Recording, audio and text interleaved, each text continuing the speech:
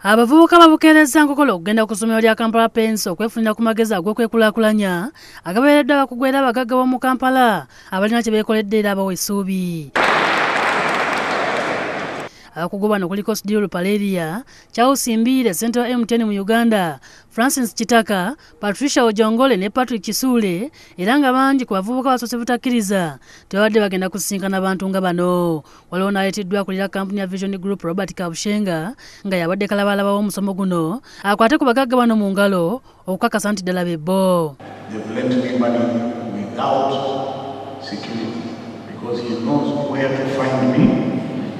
Exactly what to do with me. Abagagga bawadde gye nvudde waabwe okukakasa abavubuka bano nti omuntu asobolera ddala okutandisa ssente entono n'agaggawala.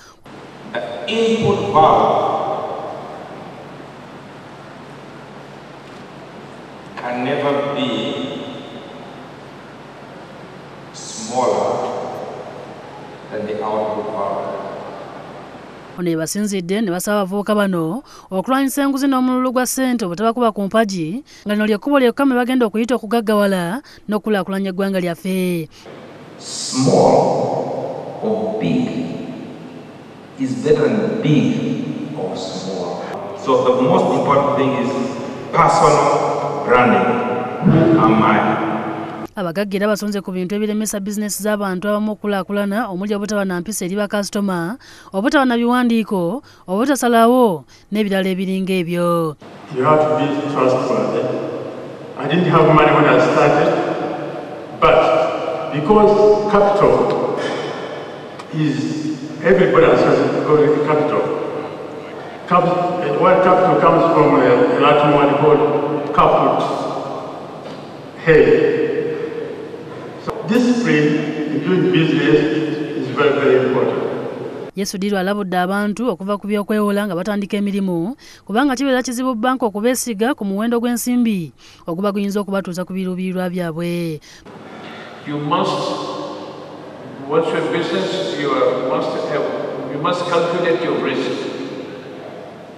Do not go blindly into borrowing money. Have cash flow to give you one business which is self-sustaining. And then you start expanding, and when you expand, that will be a good time to borrow. So you have something to fall back on. But the initial step is to really work hard and create some capital of your own. Patricia wabudde nti omuntu yenna yagala okwewola ssente mu banka ateekeddwa okulaba ng'omusingo gw'ateekayo gutuukana n'ensimbi z'ayagala okuweebwa. About their projects, their businesses, when you come to the bank and you want to borrow money, you have to demonstrate that you understand what you are doing. It has to be viable, and you have to be able to put and demonstrate some significant commitment to whatever you want to do. Abagagga bakubidde bawa abazadde amagezi ag'okulondola n'okumanya ebitone by'abaana baabwe batandika okubifunamu nga bakyali bato. The inlet must be greater than the outlet, meaning that what you are bringing in must be more than what you are spending. And as parents, we must teach our children to be conservative in what they do.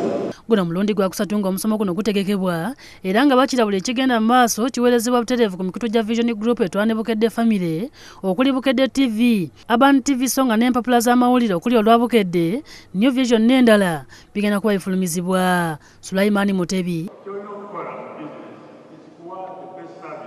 yakusakidde eggulire lino ku lwa Bukedde TV 1.